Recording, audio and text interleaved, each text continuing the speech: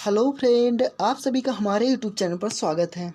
दोस्तों, railway group D के लिए साइंस के बहुत ही महत्वपूर्ण प्रश्न लेकर आया हूँ। सभी प्रश्न बहुत ही इंपॉर्टेंट है।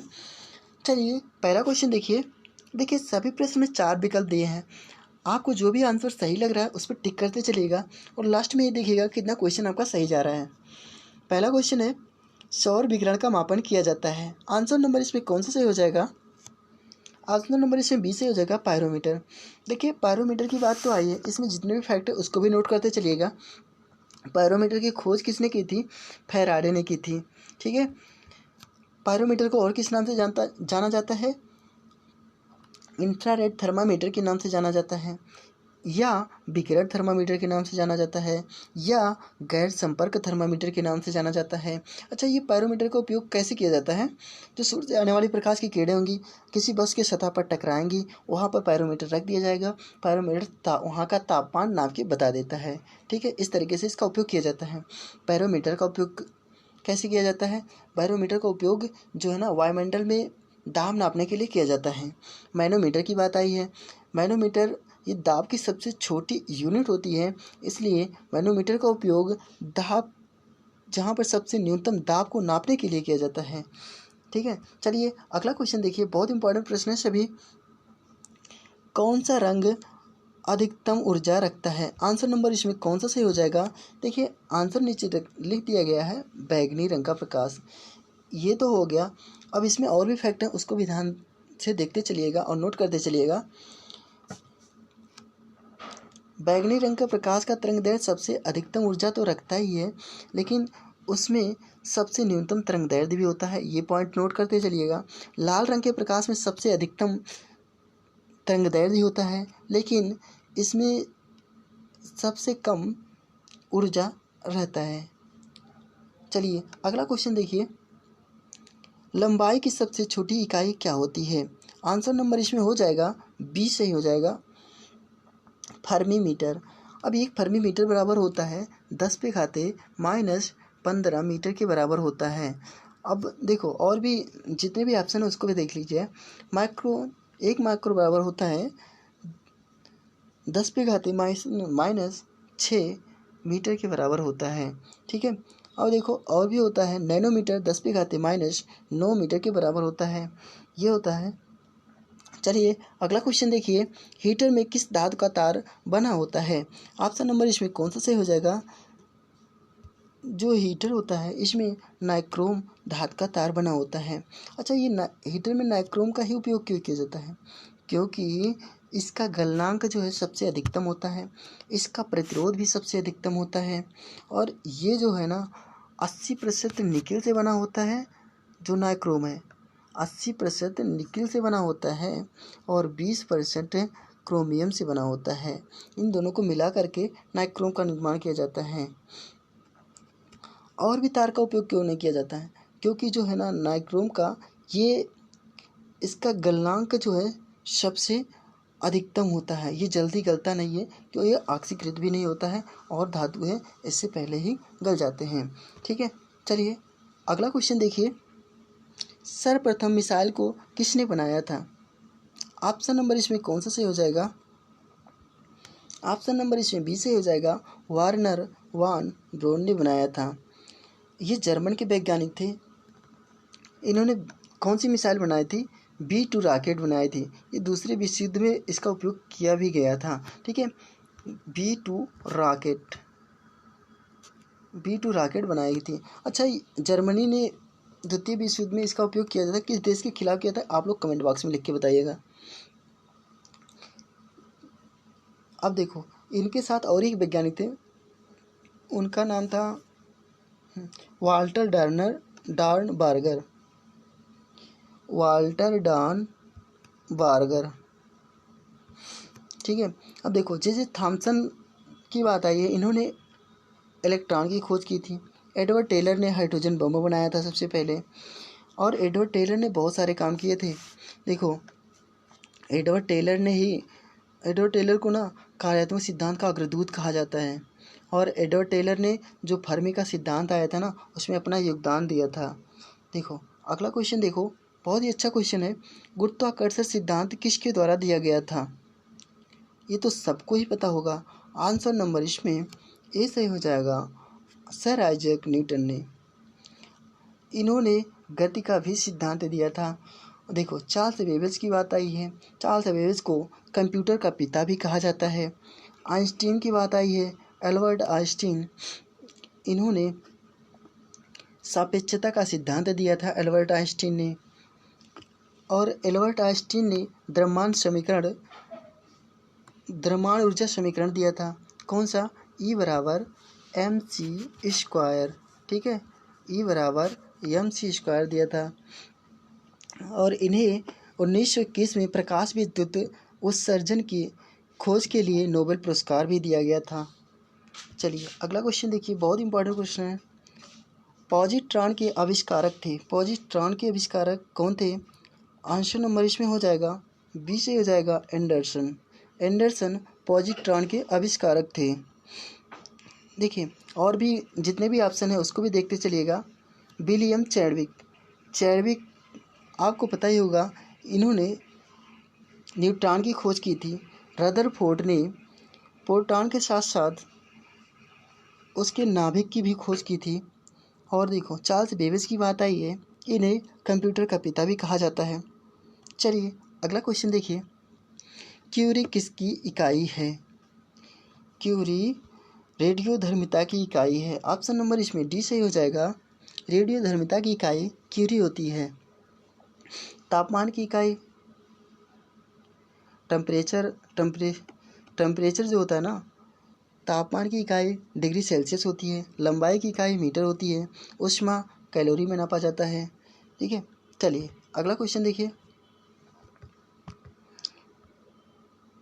हाइड्रोजन बम किसने बनाया था? सबसे पहले हाइड्रोजन बम किसने बनाया था? आंसर नंबर इसमें कौन सा सही हो जाएगा? आंसर नंबर इसमें ए से हो जाएगा। एडवर्ड टेलर ने हाइड्रोजन बम सबसे पहले बनाया था। देखो एडवर्ड टेलर के बारे में और इसके पहले चर्चा कर चुके हैं। ठीक है, चलिए अगला क्वेश्चन देखिए, बहुत इंपॉर्टेंट प्रश्न है सभी। स्कूटर के आविष्कारक कौन थे? आंसर नंबर इसमें कौन सा सही हो जाएगा? आंसर नंबर इसमें सी सही हो जाएगा। बिम ओबोटर ये स्कूटर के आविष्कारक थे। चलिए अगला क्वेश्चन देखिए, सभी प्रश्न बहुत ही इंपॉर्टेंट है, आपको भी लग रहा होगा। आर्द्रता को मापा जाता है। आर्द्रता को मापा जाता है। ऑप्शन नंबर इसमें सी से हो जाएगा। हाइग्रोमीटर के द्वारा। हाइड्रोमीटर के द्वारा किसको मापा जाता है? जल की शुद्धता मापी जाती है हाइड्रोमीटर के द्वारा। इलेक्ट्रोमीटर के द्वारा दूध की शुद्धता मापी जाती है। ठीक है, चलिए अगला क्वेश्चन देखिए, पादप कोशिका भित्ति बनी होती है। पादप कोशिका भित्ति किससे बनी होती है? ऑप्शन नंबर इसमें बी से हो जाएगा। सेलुलोज की बनी होती है। पादप कोशिका भित्ति सेलुलोज की बनी होती है। चलिए अगला क्वेश्चन देखिए, सभी प्रश्न बहुत इंपॉर्टेंट है। यांत्रिक शक्ति की एसआई इकाई है। ऑप्शन नंबर इसमें कौन सा सही हो जाएगा? यांत्रिक शक्ति की एसआई इकाई वाट होती है। जूल किसकी इकाई होती है? कार्य की। न्यूटन पर सेकंड, ये आप लोग कमेंट बॉक्स में लिख के बताइएगा। चलिए अगला क्वेश्चन देखिए, अफीम के कौन से हिस्से में मॉर्फिन प्राप्त किया जाता है? ऑप्शन नंबर इसमें कौन सा सही हो जाएगा? अफीम के कौन से हिस्से में मॉर्फिन प्राप्त किया जाता है? ऑप्शन नंबर इसमें बी सही हो जाएगा। फल आवरण में। फल आवरण में अफीम से मॉर्फिन प्राप्त किया जाता है। जड़ से तो होगा नहीं, पत्ते से तो होगा नहीं, फूल से तो होगा नहीं, फल के आवरण से। ठीक है, जो फल की परत होती है ना, उसके वहाँ से इसका प्रयोग, वहाँ से जो मॉर्फिन निकलता है ना, वहाँ से निकलता है। चलिए अगला क्वेश्चन देखिए, कार्य की इकाई क्या होती है? आपको पता ही होगा, ये बात सबको पता हो। चलिए कार्य की इकाई जूल होती है। वाट शक्ति की इकाई होती है। न्यूटन बल की इकाई होती है। चलिए अगला क्वेश्चन देखिए, बहुत ही आसान से प्रश्न है और ऐसे ही प्रश्न रेलवे ग्रुप डी में पूछे गए हैं। प्रेरकत्व का मात्रक होता है? ऑप्शन नंबर इसमें कौन सा सही हो जाएगा? ए सही हो जाएगा, हेनरी। हेनरी ने प्रेरकत्व की मात्रा की खोज की थी, इसीलिए इनके नाम पर रख दिया गया प्रेरकत्व का मात्रक हेनरी। ओम किसकी इकाई होती है? प्रतिरोध की इकाई ओम होती है। कूलाम आवेश की इकाई कूलाम होती है। एम्पियर धारा की इकाई एम्पियर होती है। चलिए अगला क्वेश्चन देखिए, न्यूट्रॉन की खोजकर्ता कौन थे? ऑप्शन नंबर इसमें कौन सा सही हो जाएगा? देखिए ये प्रश्न इसके पहले बता दिया गया है। न्यूट्रॉन के खोजकर्ता जेम्स चैडविक थे। न्यूटन आपको पता ही होगा, सर आइजैक न्यूटन ने गति का सिद्धांत दिया था, गुरुत्वाकर्षण का सिद्धांत दिया था। रदरफोर्ड आपको पता ही होगा, प्रोटॉन की खोज की थी, और उसके बाद नाभिक की भी खोज की थी रदरफोर्ड ने। हेनरी आपको पता ही होगा, अभी इसके पहले प्रश्न में बताया गया, प्रेरकत्व की मात्रक हेनरी होती है, क्योंकि हेनरी ने ही इसकी खोज की थी। ये रहा हमारा अगला क्वेश्चन, ब्रह्मांड में सबसे अधिक पाया जाने वाला तत्व कौन सा है? ये बहुत ही इंपॉर्टेंट प्रश्न है। ब्रह्मांड में सबसे अधिक मात्रा में, देखिए ये ऑप्शन नंबर इसमें दिया ही नहीं है। हाइड्रोजन जो है सबसे अधिक मात्रा में पाया जाता है, उसके बाद हीलियम पाया जाता है, इसीलिए हम हीलियम पे टिक करेंगे। ये आंसर नंबर ऑक्सीजन है ना, ऑक्सीजन गलत हो जाएगा। ऑक्सीजन पृथ्वी की सतह पर पाया जाता है सबसे अधिक मात्रा में। कितना परसेंट पाया जाता है? 46% पाया जाता है। चलिए अगला क्वेश्चन देखिए, बहुत इंपॉर्टेंट प्रश्न है सभी। सूर्य पर सर्वाधिक मात्रा में पाए जाने वाली गैस कौन सी है? सूर्य पर सबसे अधिक मात्रा में हाइड्रोजन पाया जाता है, क्योंकि सूर्य के अलावा तारों पर भी सबसे अधिक मात्रा में हाइड्रोजन और हीलियम ही पाए जाते हैं, क्योंकि ये जो नाभिकीय संलयन के द्वारा ऊर्जा को निकालते रहते हैं। ठीक है, नाइट्रोजन आपको पता ही होगा वायुमंडल में सबसे अधिक मात्रा में पाया जाता है। हीलियम हाइड्रोजन के बाद सूर्य में हीलियम ही पाया जाता है सबसे अधिक मात्रा में। चलिए अगला क्वेश्चन देखिए, सापेक्षता का सिद्धांत किसके द्वारा दिया गया था? सापेक्षता का सिद्धांत आइंस्टीन के द्वारा दिया गया था। इसके पहले मैंने बताया आइंस्टीन ने किस किस की बात की थी। इन्होंने द्रव्यमान ऊर्जा समीकरण भी दिया था, सापेक्षता का भी सिद्धांत दिया था। पास्कल आपको पता ही होगा, पास्कल किसकी इकाई होती है? ये दाब की इकाई पास्कल होती है। जे थॉमसन ने किसकी खोज की थी? इलेक्ट्रॉन की खोज की थी। न्यूटन आपको पता ही है, इसके पहले 2 बार बता दिया गया। चलिए अगला क्वेश्चन देखिए, किसकी कमी के कारण थायराइड ग्रंथि की अत्यधिक वृद्धि हो जाती है? आंसर नंबर इसमें बी सही हो जाएगा, आयोडीन। आयोडीन की कमी के कारण थायराइड की अत्यधिक वृद्धि हो जाती है। ये इसके कारण जो है इसमें मनुष्यों में घेघा रोग हो जाता है। कैल्शियम की कमी के कारण हड्डियाँ जो होती हैं मनुष्यों की या किसी भी जानवर की, वो कमज़ोर हो जाती है। आयरन, हीमोग्लोबिन जो है ये मनुष्य के रक्त में पाया जाता है। आयरन भी जो मनुष्य के रक्त में आयरन भी पाया जाता है।